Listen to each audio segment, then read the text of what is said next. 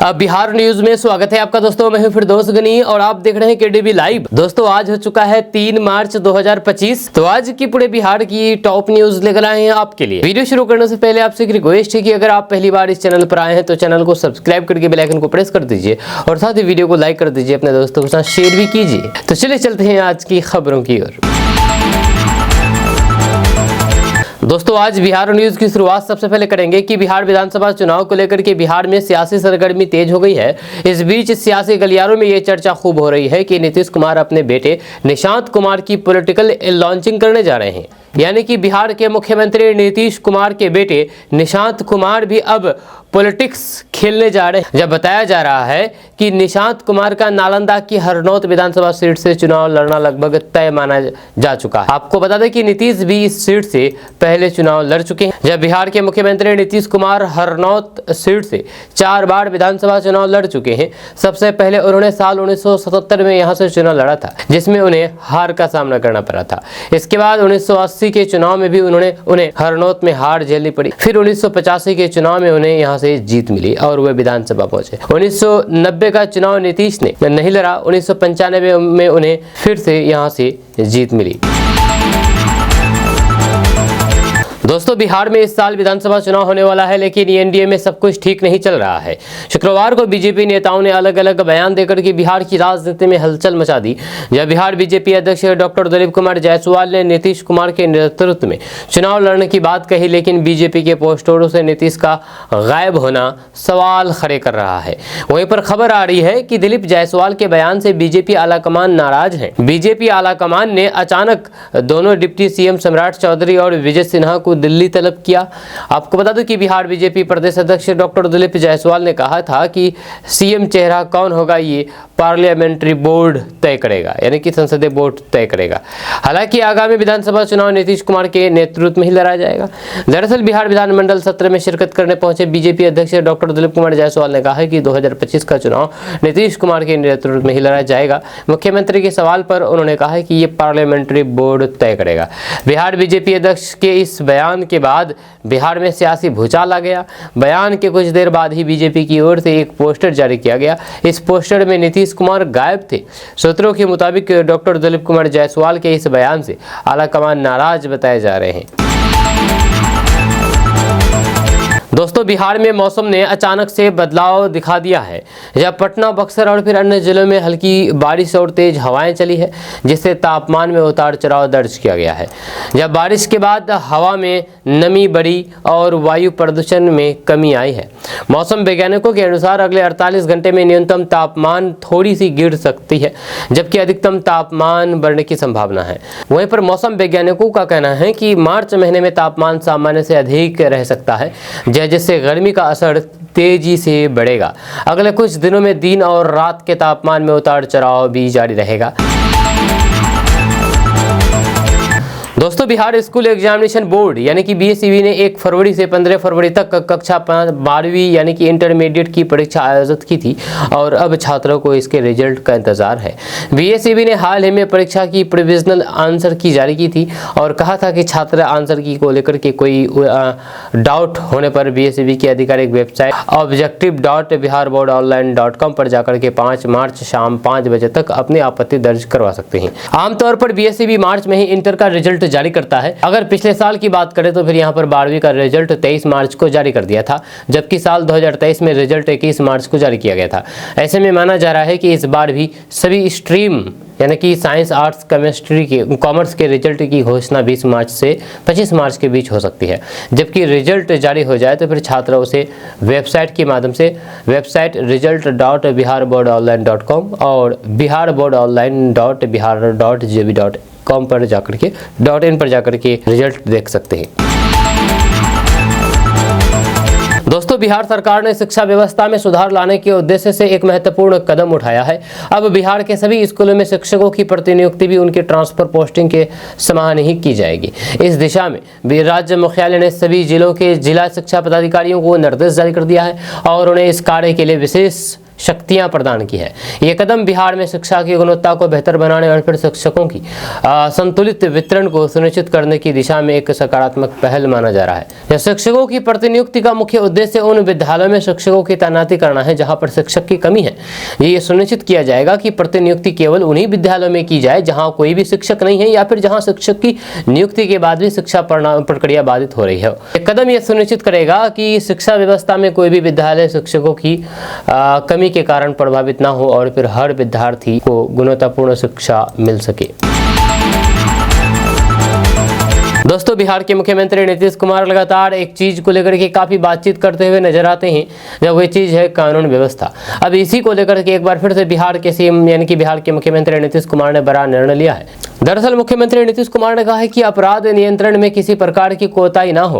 उन्होंने आला अधिकारियों को इस मामले में सतर्कता बरतने के भी निर्देश दिए हैं। वहीं पर मुख्यमंत्री नीतीश कुमार ने कहा कि अपराध नियंत्रण के लिए पूरी तरीके से सतर्क और सक्रिय रहें।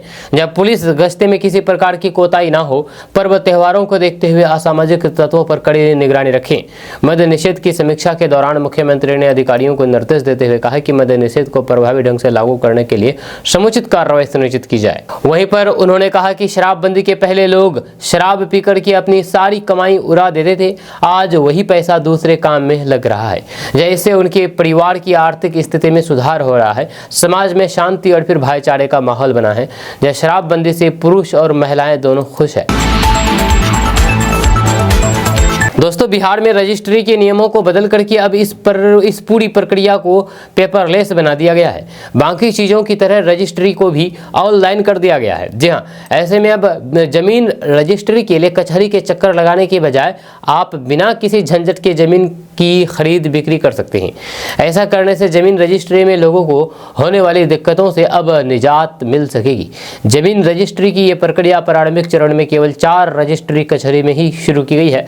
राजस्व एवं भूमि सुधार विभाग के द्वारा 27 फरवरी से आरा, शेखपुरा, पटना के पथुआ और मोतिहारी के केसरिया रजिस्ट्री ऑफिस में ऑनलाइन रजिस्ट्री की प्रक्रिया शुरू कर दी गई है। ये कार्यालय में जमीन की सारी प्रक्रिया को ऑनलाइन किया गया है, जिससे लोगों को दस्तावेजों की मैनुअल प्रक्रिया से मुक्ति मिलेगी और फिर सारी प्रक्रिया पेपरलेस हो जाएगी। ऐसा भ्रष्टाचार को कम करने के उद्देश्य से किया गया है। यानी कि सिर्फ इन 4 जिलों में ही अभी ये प्रक्रिया लागू की गई है। यहाँ पर इन 4 जिलों में बिना पेपर के ही जमीन रजिस्ट्री हो जाए। अगर अभी आप कहीं पर रजिस्ट्री करते हैं तो आपको पेपर के साथ रजिस्ट्री करना पड़ता है, लेकिन इन 4 जिलों में बिना पेपर के ऑनलाइन के माध्यम से ही जमीन रजिस्ट्री होगी। ये बहुत ही सरल प्रक्रिया है। अगर यहाँ पर ये सफल हो जाता है, सक्सेस हो जाता है, तो फिर इसको पूरे बिहार में लागू कर दिया जाएगा। दोस्तों, बिहार में विधानसभा चुनाव को लेकर के सियासी सरगर्मी तेज हो गई है। बिहार में इसी साल सितंबर अक्टूबर में विधानसभा चुनाव होना है, जिसको लेकर के सभी राजनीतिक दल और फिर गठबंधन अपनी अपनी तैयारियों में जुटी गई है। जब बिहार में इस समय BJP, JDU, LJP, Jitan Ram Manjhi की हम और फिर रालोसपा की गठजोड़ वाली एनडीए सरकार सत्ता में है, जिसके मुखिया जेडीयू नेता नीतीश कुमार है। यह नीतीश कुमार लंबे समय से बिहार की बागडोर संभाल रहे हैं, लेकिन अब अगले चुनाव में एनडीए का चेहरा कौन होगा, इसको लेकर कई तरह की चर्चाएं चल रही है। ये चर्चा नीतीश कुमार की बढ़ती उम्र और बिगड़ती सेहत को लेकर के और मौजूद हो जाती है। दूसरी ओर बिहार के 2020 में हुए विधानसभा चुनाव में खुद नीतीश कुमार ने इस बात की घोषणा की थी कि ये उनका आखिरी चुनाव है। 2020 के विधानसभा चुनाव प्रचार के आखिरी दौर में पूर्णिया में एक कार्यक्रम में भावुक होकर के नीतीश कुमार ने इस बात की घोषणा की थी। लेकिन अब जब बिहार में अगले चुनाव की तैयारी में जुटी है, तो फिर नीतीश कुमार की ओर से कई नेता उन्हें फिर से ही चेहरा बनाने की मांग कर रहे हैं। जब बीते कुछ दिनों से सक्रिय हुए नीतीश के बेटे निशांत ने खुल करके इसकी मांग भी कर दी है। दूसरी ओर विपक्षी दलों का आरोप है कि बिहार में भाजपा बढ़ते प्रभाव से धीरे धीरे नीतीश कमजोर होते जा रहे हैं। लेकिन ये बात भी सही है कि बिहार में नीतीश ही इस समय सबसे बड़ा चेहरा है।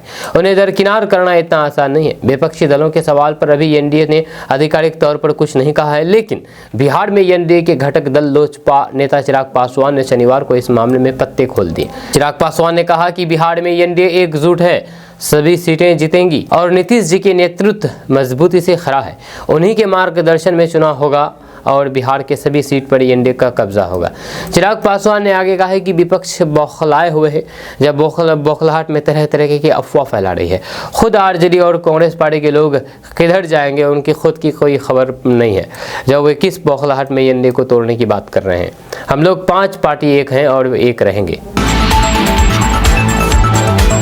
दोस्तों, बिहार में शिक्षक बहाली से जुड़ी हुई एक अहम खबर निकल करके सामने आ रही है, जहां पर बिहार में 66,800 अभ्यर्थियों को शिक्षक के पद पर नियुक्त किया जाएगा। इसके साथ ही 40,506 हेड मास्टरों की भर्ती भी की जाएगी।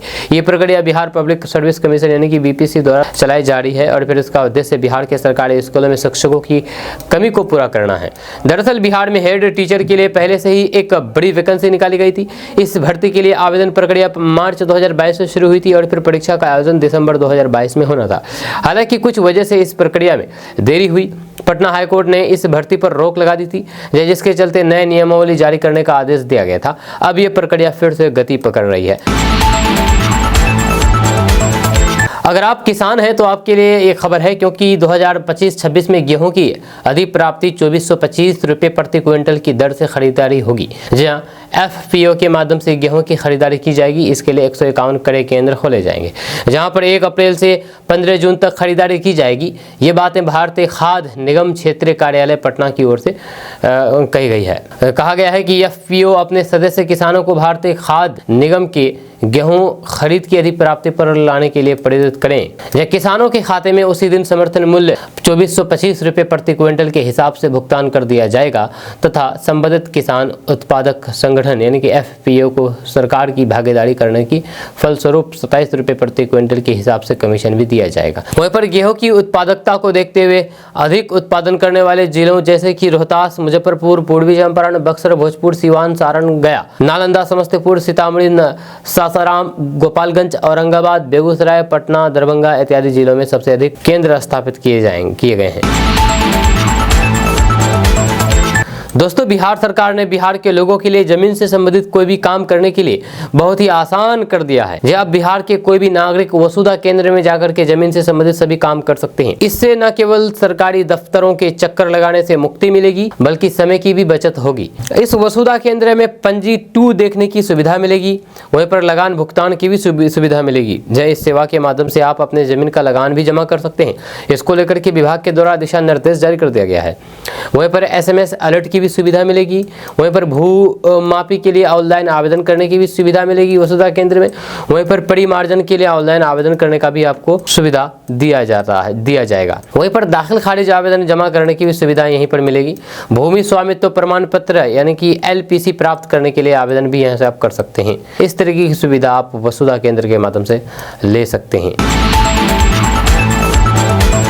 दोस्तों, बिहार सरकार ने प्रधानमंत्री आवास योजना के तहत लाभार्थियों के लिए एक महत्वपूर्ण अवसर प्रदान किया है। बिहार सरकार द्वारा 10 जनवरी से 31 मार्च तक एक सर्वेक्षण अभियान शुरू किया है, जिसका उद्देश्य उन परिवारों को पक्का घर प्रदान करना है जो अब तक आवास योजना की प्रतीक्षा सूची से छूट गए हैं। इस सर्वेक्षण के माध्यम से बिहार के योग्य लाभार्थी अपनी स्थिति को सुधार सकते हैं और प्रधानमंत्री आवास योजना का लाभ उठा सकते हैं। प्रधानमंत्री आवास योजना का मुख्य उद्देश्य सभी गरीबों और फिर जरूरतमंदों को पक्का घर मुहैया कराना है। इस योजना के तहत केंद्र और फिर राज्य सरकार द्वारा वित्तीय सहायता दी जाती है ताकि कोई भी परिवार बेघर ना रहे। इस योजना में शहरी और फिर ग्रामीण क्षेत्र दोनों के लिए अलग अलग प्रावधान है। जब बिहार राज्य में इस योजना का लाभ बहुत से गरीबों और फिर मध्यम वर्ग परिवारों को मिला है, लेकिन अब भी कई पात्र लोग योजना के तहत आवास से वंचित है। इस सर्वेक्षण का मुख्य उद्देश्य उन परिवारों को प्रधानमंत्री आवास योजना के लाभ में शामिल करना है जिनका नाम पहले आवास योजना की प्रत्यक्ष सूची से छूट गया था। जहां सरकार द्वारा यह सर्वेक्षण ऐप के माध्यम से किया जा रहा है और यह पूरी प्रक्रिया पूरी तरीके से निःशुल्क फ्री है। इसका मतलब यह है कि किसी भी प्रकार का शुल्क या फिर पैसा किसी से नहीं लिया जाएगा। दोस्तों, जैसे जैसे समय बीत रहा है वैसे वैसे कैंसर का प्रकोप लगातार बढ़ता ही जा रहा है। हाल ही में सामने आई एक रिसर्च रिपोर्ट ने चौंकाने वाला खुलासा किया है।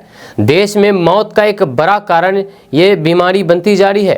कैंसर बीमारी बनती जा रही है। रिसर्च में पता चला है कि भारत में हर 5 में से 3 लोग कैंसर की वजह से असमय ही मौत के शिकार हो रहे हैं। इस सर्वेक्षण को Indian council of medical research के वैज्ञानिकों ने किया है, जिसमें ग्लोबल कैंसर ऑब्जर्वेशन डेटा का विश्लेषण किया है। इस रिसर्च के अनुसार देश में असमय मौत की दर 64.8% है। 2050 तक ये आंकड़ा खतरनाक स्तर पार कर सकता है। ICMR के सर्वे के मुताबिक हर साल कैंसर के कारण महिलाओं में असामान्य मृत्यु दर 1.2% से 4% तक बढ़ रही है। वहीं पर पुरुषों में यह दर 1.2% से 2.4% तक तेजी से बढ़ रही है।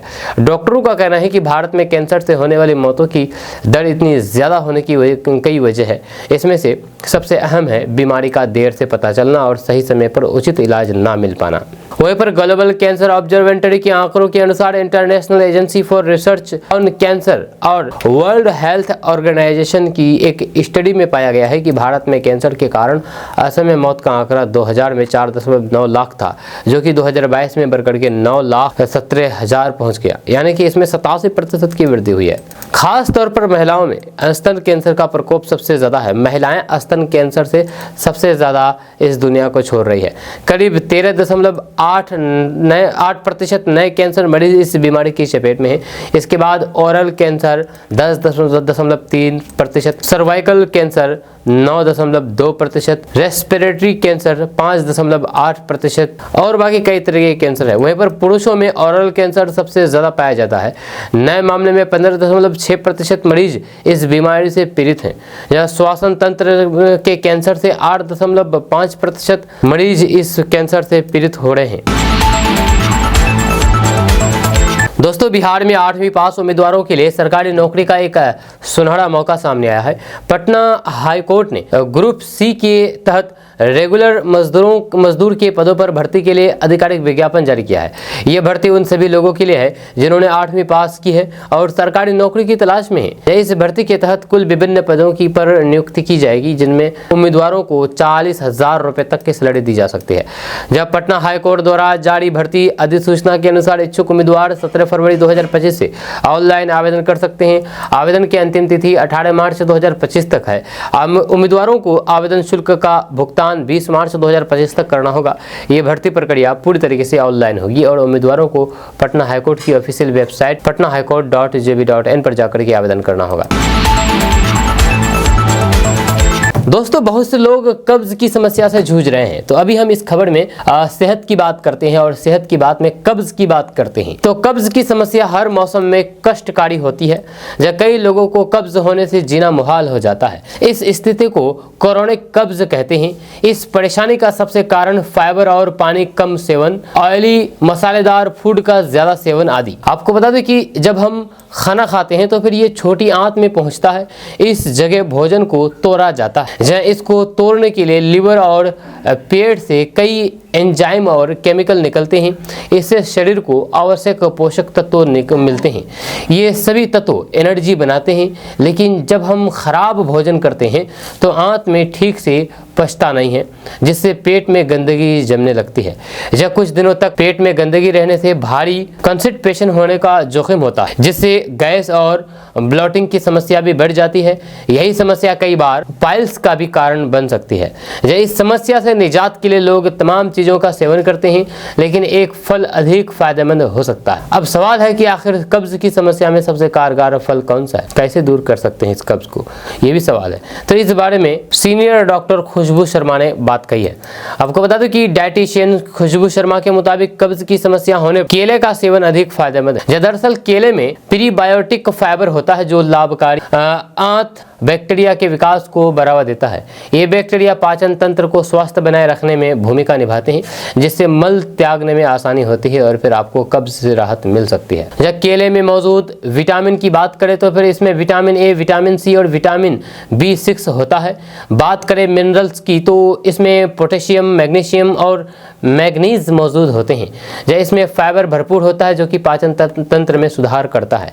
एक्सपर्ट के मुताबिक मुताबिक रोजाना केला खाने से पाचन तंत्र दुरुस्त रहता है, क्रॉनिक कब्ज का इलाज होता है और फिर गट हेल्थ दुरुस्त रहती है। वहीं पर केला एक ऐसा फल है जो वात, कफ और पित्त दोषों को संतुलित करता है। केले का मीठा स्वाद वात दोषों को शांत करता है। वात दोष की वजह से ही बाउल मूवमेंट जैसी परेशानियां होती हैं। केला खाने से पाचन तंत्र दुरुस्त रहता है। केले का सेवन करने से पित्त दोष भी बैलेंस रहता है। इसका सेवन करने से पेट की गैस, एसिडिटी, हार्ट बर्न, ब्लोटिंग और फिर इन्फ्लेमेशन से बचाव होता है। दोस्तों, मौसम विभाग ने बिहार को लेकर के जारी किए गए पूर्वानुमान में बताया गया है कि 2 और 3 मार्च को बिहार के 10 जिलों में भारी बारिश के आसार हैं। IMD के मुताबिक एक नया पश्चिमी विक्षोभ पहाड़ी इलाकों में प्रभावी होने वाला है। जब पटना मौसम विज्ञान केंद्र ने येलो अलर्ट जारी करते हुए इन इलाकों में रहने वाले लोगों को सतर्क रहने को कहा है। जब आपको बता दें कि पटना मौसम विज्ञान केंद्र ने बिहार के पश्चिमी चंपारण, पूर्वी चंपारण, गोपालगंज, सिवान, कैमूर, रोहतास, औरंगाबाद, भागलपुर, मुंगेर, बांका जिले में 2 और 3 मार्च को बारिश को लेकर के जारी किया है। इस दौरान मेघ गर्जन और फिर 30 से 40 किलोमीटर की गति से हवा चलेगी। जब पटना मौसम विज्ञान केंद्र ने बारिश को लेकर के येलो अलर्ट जारी किया है। इस दौरान बिहार के विभिन्न शहरों में के अधिकतम और फिर न्यूनतम तापमान में 2 से 4 डिग्री तक कम दर्ज की जा सकती है। विभाग ने अपने पूर्वानुमान में बताया है कि मार्च के पहले हफ्ते में अधिकतम तापमान 34 डिग्री तक पहुंच सकता है। वहीं पर पटना मौसम विज्ञान केंद्र ने बताया है कि 1 मार्च को दोस्तों बिहार के विकास में एक और अहम कदम बढ़ते हुए बिहार में एक नया ग्रीनफील्ड हवाई अड्डा बनाने का रास्ता तैयार हो गया है। भागलपुर के सुल्तानगंज इलाके में प्रस्तावित ये हवाई अड्डा बिहार के इंफ्रास्ट्रक्चर को और मजबूत करेगा और फिर नागरिक हवाई अड्डा को यात्रा को नई दिशा देगा। ये परियोजना बिहार के विभिन्न हिस्सों से हवाई संपर्क को बेहतर बनाएगी और फिर आर्थिक विकास में भी अहम भूमिका निभाएगी। दोस्तों, जैसे जैसे बिहार विधानसभा चुनाव नजदीक आते जा रहे हैं वैसे वैसे तमाम दल और उनके नेतागण एक दूसरे पर पूरी शक्ति से प्रहार करने में जुट गए हैं, जिसमें तेजस्वी यादव फिलहाल सबसे आगे चल रहे हैं। वे न केवल पीएम मोदी को घेर रहे हैं बल्कि साथ ही साथ इस बात की पूरी कोशिश कर रहे हैं कि जल्द ही एनडीए को भी तोड़ करके रख दें। इसी क्रम में उन्होंने कई बयान दिए हैं जिसमें उन्होंने कहा कि अब मोदी जी 365 दिन मखाना खाएंगे और सत्तू घोल करके पिएंगे। अगर उन्हें सत्तू घोलने की विधि नहीं पता तो फिर कोई बात नहीं, ये उन्हें लालू जी सिखा देंगे। तेजस्वी यादव के इस तंज ने एनडीए के नेताओं को भड़काने का काम किया है। इसके अलावा तेजस्वी ने नीतीश कुमार को भी नहीं बख्शा है। यह सीएम पर बोलते हुए तेजस्वी यादव ने कहा है कि जेडीयू पर तो पूरी तरह से बीजेपी ने कब्जा कर लिया है। या आगे नीतीश कुमार को फिर से नेतृत्व मिलेगा या नहीं ये तो एनडीए तय करेगी, लेकिन सबको पता है कि बीजेपी अपने सहयोगियों का क्या हश्र करती है। नीतीश और उनकी जदयू पार्टी इसी को लेकर के भयभीत हैं क्योंकि उन्हें भी अपने भविष्य को लेकर के डर सता रहा है। आपको बता दूं कि इससे पहले तेजस्वी यादव ने एक कार्टून शेयर किया था जिसमें वो एनडीए की खटारा सरकार को उखाड़ फेंकने की बात कर रहे थे। इस बार उन्हें पूरा भरोसा है कि वे खुद सीएम बनेंगे क्योंकि वे पिछले विधानसभा चुनाव की गलतियों से सीखते हुए इस बार और फूंक फूंक करके कदम आगे बढ़ा रहे हैं। तेजस्वी यादव ने एनडीए पर राजद की योजनाओं को चुराने का भी आरोप लगाया है और कहा है कि हमें कोई दिक्कत नहीं है, आप हमारी योजनाओं की नकल कर लीजिए लेकिन कम से कम जनता की भलाई इसी बहाने तो कीजिए। देखना दिलचस्प होगा कि आगे आने वाले समय में कुर्सी की ये लड़ाई कैसा मोड़ लेती है। दोस्तों, बिहार में इस साल विधानसभा चुनाव होने वाला है। इसको लेकर के तमाम पार्टियां अपने अपने हिस्से की तैयारी शुरू कर दी है। राजनीतिक गलियारों में भी हलचल तेज है। बिहार में बजट सत्र चल रहा है। 3 मार्च को नीतीश कुमार आज 3 मार्च को नीतीश सरकार वित्तीय वर्ष 2025-26 का बजट पेश करेगी। यह चुनाव नजदीक होने की वजह से इस बजट से लोगों को काफी उम्मीदें हैं। यह नीतीश सरकार भी इस बार के बजट में बिहार वासियों के लिए कुछ खास ऐलान कर सकती है। राजनीतिक पंडितों के अनुसार इस बार के बजट में नीतीश सरकार का फोकस महिलाओं, किसानों और फिर युवाओं पर रहेगा। जब प्रदेश की यानी कि बिहार की आधी आबादी यानी कि करीब 6 करोड़ महिलाओं से जुड़ी कई योजनाओं के ऐलान की संभावना जताई जा रही है। सरकार ने कुल 34 लाख युवाओं को नौकरी रोजगार देने का ऐलान किया है। विधानसभा चुनाव से पहले प्रदेश सरकार यानी कि बिहार सरकार 6 लाख युवाओं को नौकरी दे सकती है। इस बार नीतीश सरकार ऐतिहासिक बजट पेश कर सकती है जिसका आकार 3,15,000 करोड़ तक हो सकता है। वहीं पर सीएम नीतीश कुमार ने अपनी प्रगति यात्रा के दौरान जो विकास कार्यों का ऐलान किया है उसके लिए भी राशि आवंटित की जा सकती है। नीतीश सरकार के फोकस एरिया में रूरल डेवलपमेंट अब प्रायोरिटी में है। आपको बता दूं कि नीतीश सरकार की बजट में 6 बड़ी प्राथमिकताएं मिल सकती है। नंबर 1 शिक्षा, नंबर 2 महिला सशक्तिकरण, नंबर 3 उद्योग और इंफ्रास्ट्रक्चर, नंबर 4 सामाजिक सुरक्षा, नंबर 5 युवाओं को नौकरी और रोजगार, नंबर 6 कृषि और फिर ग्रामीण विकास, किसानों के लिए कृषि और फिर ग्रामीण विकास, इन सब पर ये फोकस हो सकता है। अब सवाल है कि आखिर किसानों के लिए क्या? तो आपको बता दूं कि बजट में किसानों के लिए भी खास ऐलान किया जा सकता है, जिसमें डीजल पर सब्सिडी, सस्ती बिजली, फिक्स चार्ज पर बिजली, साथ ही साथ धान गेहूं खरीद के लिए बजट दिया जा सकता है। इसके साथ ही प्रदेश में यानी कि बिहार में कोल्ड स्टोरेज की संख्या बढ़ाई जा सकती है। नई फसलों की बीज पर सब्सिडी का ऐलान भी हो सकता है। दोस्तों, बिहार में इस साल के अंत तक विधानसभा चुनाव होने हैं। इसे लेकर के राजनीतिक दलों ने अभी से ही अपनी तैयारियां तेज कर दी है। बिहार कांग्रेस के प्रभारी कृष्ण अल्लारू ने कहा है कि इस बार बिहार में कांग्रेस बी नहीं बल्कि ए टीम बनकर के विधानसभा चुनाव लड़ेगी। साथ ही उन्होंने नीतीश कुमार पर निशाना साधते हुए कहा है कि उनके मंत्रिमंडल में क्रिमिनल हिस्ट्री शीटर को शामिल किया गया है। जब बिहार कांग्रेस के प्रभारी कृष्ण अल्लारू ने पटना एयरपोर्ट पर मीडिया से बातचीत करने के दौरान कहा कि बिहार विधानसभा चुनाव में हम जनता की ए टीम बनकर के काम करेंगे। उन्होंने कहा है कि बिहार की सरकार एकदम खत्म हो चुकी है। नीतीश कुमार की सरकार ने 20 सालों में बिहार में कोई भी काम नहीं किया है। अगर वो वोट मांगने जा रहे हैं तो फिर जनता को पूछना चाहिए कि आपने 20 सालों में क्या काम किया है। उन्होंने कहा है कि नीतीश कुमार की सरकार ने बिहार में कुछ नहीं किया है। दोस्तों, बिहार के नेता प्रतिपक्ष तेजस्वी यादव द्वारा बिहार की एनडीए सरकार को खटारा सरकार बताए जाने पर जदयू ने जोरदार पलटवार किया है। जेडीयू के मुख्य प्रवक्ता नीरज कुमार ने कहा है कि उन्होंने 15 साल तक बिहार को लूटा, वे आज विकास पर सवाल उठा रहे हैं। दरअसल बात यह है कि तेजस्वी यादव ने सोशल मीडिया प्लेटफॉर्म एक्स पर कहा था कि बिहार में 15 साल पुरानी गाड़ी चलाने की अनुमति नहीं है, तो फिर एनडीए की 20 साल पुरानी जोड़ तोड़ पलटा पलटी वाली खटारा सरकार क्यों चलेगी, ये सवाल किया था। अब इसको लेकर के जेडीयू के प्रवक्ता नीरज कुमार ने एक वीडियो जारी किया है, जिसमें उन्होंने राजद पर जोरदार निशाना साधा है। उन्होंने कहा है कि तेजस्वी यादव अपनी संपत्ति बढ़ाने में मशगूल हैं। दूसरी तरफ मुख्यमंत्री नीतीश कुमार बिहार को आगे बढ़ाने में जुड़े हुए हैं। जब 15 साल तक लालू यादव और फिर राबड़ी देवी के परिवार ने बिहार के जर्रे जर्रे को लूट लिया है, आज विकास की बात कर रहे हैं। मुख्यमंत्री सेवा की राजनीति करते हैं और फिर तेजस्वी अपने परिवार की राजनीति करते हैं। घोटाला की राजनीति नहीं बल्कि बिहार की जनता विकास की राजनीति चाहती है। जर्रे जर्रे को लूटने वालों को लोकसभा चुनाव में जनता ने राजनीति की औकात पर ला करके खड़ा कर दिया था और 2025 के विधानसभा चुनाव में भी लूटने वालों को जनता दरकिनार करेगी। देखिए दोस्तों, बिहार में विधानसभा चुनाव होने वाले हैं। अब इसी को लेकर के सभी पार्टियां अपने अपने हिस्से की तैयारी में जुटी हुई है। इस बीच आरएसएस के प्रमुख मोहन भागवत भी बिहार आने वाले हैं। मोहन भागवत 6 मार्च को बिहार के सुपौल के वीरपुर आ रहे हैं। वो यहां सरस्वती विद्या मंदिर के नए भवन का उद्घाटन करेंगे। इस कार्यक्रम को लेकर के आरएसएस कार्यकर्ताओं और फिर पदाधिकारियों में जबरदस्त उत्साह है। जहाँ आरएसएस प्रमुख अपने सुपौल दौरे के दौरान विभिन्न संगठनों के पदाधिकारियों, स्वयं सेवकों और फिर आम नागरिकों से मुलाकात करेंगे। समाज और फिर राष्ट्र निर्माण से जुड़े हुए मुद्दों पर चर्चा करेंगे। मोहन भागवत के आगमन को लेकर के सुपौल में संघ और फिर प्रशासनिक स्तर पर विशेष तैयारियां की जा रही है। आरएसएस प्रमुख मोहन भागवत के स्वागत के लिए आरएसएस कार्यकर्ता पूरी तरीके से लगे हुए हैं।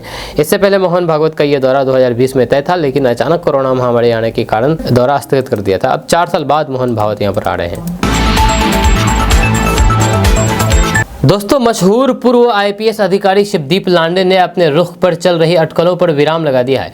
उन्होंने साफ कर दिया है कि फिलहाल वे किसी राजनीतिक पार्टी में शामिल नहीं हो रहे। हालांकि उन्होंने राजनीति में आने अपने संभावित भविष्य का संकेत भी दे दिया है। जी हां, अपने नए कदम की घोषणा करते हुए उन्होंने कहा कि वे बिहार में रन फॉर सेल्फ के बैनर तले काम करेंगे। जी हां, 4 मार्च को शिवदीप लांडे मुंगेर से अपनी नई पहल की शुरुआत करने की योजना बना रहे हैं। ये इसलिए महत्वपूर्ण है क्योंकि मुंगेर ही वह जगह है जहां से उन्होंने अपना आईपीएस करियर की शुरुआत की थी। शिवदीप लांडे ने पत्नी ममता और बेटी आराहा के साथ मीडिया से मुखातिब हुए और बिहार की स्थिति सुधारने और फिर इसके बेहतरी के लिए अपने प्रयासों को समर्पित करने की अपनी प्रतिबद्धता जताई है। उन्होंने इस बात पर जोर दिया है कि उन्हें किसी भी राजनीतिक पार्टी की विचारधारा में कोई भी दिलचस्पी नहीं है। शिवदीप लांडे अपने खुद की मान्यताओं का पालन करना पसंद करते हैं। लांडे ने कहा है कि मैंने खाकी वर्दी छोड़ दी है, लेकिन मुझे अभी भी ऐसा लगता है कि मैं इसे अंदर पहन रहा हूँ। उन्होंने पहले पहले की तरह ही उत्साह के साथ काम करने का वादा किया। शिवदीप लांडे ने बिहार की स्थिति और फिर दिशा को बेहतर बनाने के अपने दृष्टिकोण को शेयर किया है। शिवदीप लांडे ने बिहार के युवाओं की क्षमता को स्वीकार किया है, जो देश भर में विभिन्न क्षेत्रों में उत्कृष्ट प्रदर्शन कर रहे हैं। उनकी संभावनाओं को पहचानते हुए वे उनसे सीधे जुड़ने का इरादा भी रखते हैं। IPS अधिकारी के रूप में अपने 18 साल के कार्यकाल पर विचार करते हुए शिवदीप लांडे ने अपने व्यक्तिगत विकास में महत्वपूर्ण योगदान के लिए मीडिया को श्रेय भी दिया है। दोस्तों, बिहार सरकार ने प्रधानमंत्री आवास योजना के तहत पात्र लाभार्थियों के लिए एक महत्वपूर्ण अवसर प्रदान किया है। बिहार सरकार द्वारा 10 जनवरी से 31 मार्च तक एक सर्वेक्षण अभियान शुरू किया गया है, जिसका उद्देश्य उन परिवारों को पक्का घर प्रदान करना है जो अब तक आवास योजना की प्रतीक्षा सूची से छूट गए हैं। इस सर्वेक्षण के माध्यम से बिहार के योग्य लाभार्थी अपनी स्थिति को सुधार सकते हैं और प्रधानमंत्री आवास योजना का लाभ उठा सकते हैं। यह प्रधानमंत्री आवास योजना का मुख्य उद्देश्य सभी गरीबों और फिर जरूरतमंदों को पक्का घर मुहैया कराना है। इस योजना के तहत केंद्र और फिर राज्य सरकार द्वारा वित्तीय सहायता दी जाती है ताकि कोई भी परिवार बेघर न रहे। इस योजना में शहरी और फिर ग्रामीण क्षेत्र दोनों के लिए अलग अलग प्रावधान है। बिहार राज्य में इस योजना का लाभ बहुत से गरीबों और फिर मध्यम वर्गीय परिवारों को मिला है, लेकिन अब भी कई पात्र लोग योजना के तहत आवास से वंचित है। दोस्तों, बिहार के लोगों के लिए काफी महत्वपूर्ण खबर सामने आई है। बिहार के अंदर जल्द ही स्टेट हाईवे की लंबाई बढ़ने वाली है ताकि लोगों को जाम की समस्या से छुटकारा मिल सके। दरअसल बिहार में स्टेट हाईवे यानी कि राष्ट्रीय राजकीय राजमार्ग की लंबाई बढ़ेगी। पथ निर्माण विभाग ने इसकी कवायद शुरू कर दी है। जब बिहार के प्रमुख सड़कों की सूची तैयार कर ली गई है, जब विभाग ने लगभग 5000 किलोमीटर प्रमुख सड़कों की सूची तैयार की है, जिसे स्टेट हाईवे घोषित किया जा सकता है। यह जल्द ही सरकार के शीर्ष स्तर पर इसे मूर्त रूप दिया जाएगा। जानकारी के मुताबिक स्टेट हाईवे बनने से संबंधित सड़कें कम से कम 2 लेन चौड़ी हो जाएगी। इससे इलाके में जाम की समस्या दूर होगी और लोग कम समय में एक स्थान से दूसरे स्थान तक का सफर कर सकेंगे। वहीं पर अधिकारियों से मिल रही जानकारी के अनुसार पिछले दिनों विभाग में शीर्ष स्तर पर समीक्षा बैठक हुई। इसमें पाया गया है कि बिहार में स्टेट हाईवे की लंबाई अभी कम है। दरअसल पहले से जो स्टेट हाईवे घोषित थे उसमें से कई को नेशनल हाईवे के रूप में विकसित किया जा चुका है। इस कारण बिहार में स्टेट हाईवे की संख्या और लंबाई साल दर साल कम हो गई है, लेकिन अब इसे वापस से बनाने को लेकर के सरकार ने प्लान तैयार कर लिया है। दोस्तों, बिहार में भेड़ बकरियों के लिए टीकाकरण अभियान शुरू किया जाएगा ताकि बीमारी से बचाया जा सके। लेकिन अब इस बीमारी से बचाने के लिए बिहार में निःशुल्क यानी कि फ्री में टीकाकरण अभियान चलाया जा रहा है ताकि भेड़ बकरियों को बीमारी से बचाया जा सके। PPR एक खतरनाक और जानलेवा बीमारी है जो खासकर के बरसात के मौसम में फैलती है और बकरियों के पूरे झुंड में से ये बीमारी फैल सकती है। इस बीमारी को भेड़ बकरियों का प्लेग भी कहा जाता है। एक वायरल बीमारी है जो कि मुख्य रूप से बकरियों और फिर भेड़ों के सांस के रास्ते, नाक और फिर मुंह से निकलने वाले स्राव और फिर दूषित उपकरणों से फैलती है। यह बीमारी एक बकरियों से दूसरी बकरियों में तेजी से फैलती है और अगर समय पर इलाज ना किया जाए तो फिर इसके कारण बकरियों की मौत भी हो सकती है। इस बीमारी का कोई इलाज नहीं है, लेकिन समय पर टीकाकरण से इस बीमारी से बचाव संभव है। अब तक कई प्रकार के PPR के टीके थे, लेकिन भारतीय पशु चिकित्सा अनुसंधान संस्थान की रिसर्च के बाद अब एक ही टीके से PPR और फिर शिप पॉक्स दोनों की रोकथाम की जा सकती है। ये टीका बकरियों और फिर भेड़ों को इस खतरनाक बीमारी से बचाता है।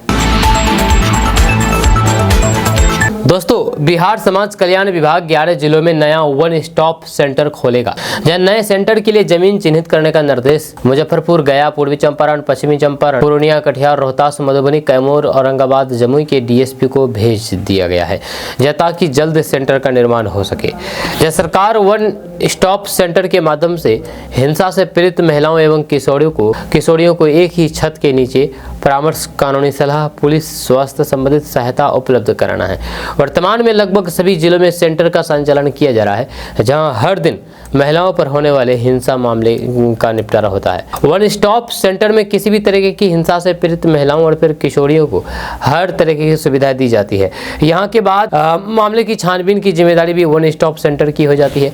जब पिछले साल कुल 8000 से अधिक मामले दर्ज हुए, इसमें 6000 से अधिक का निपटारा किया गया।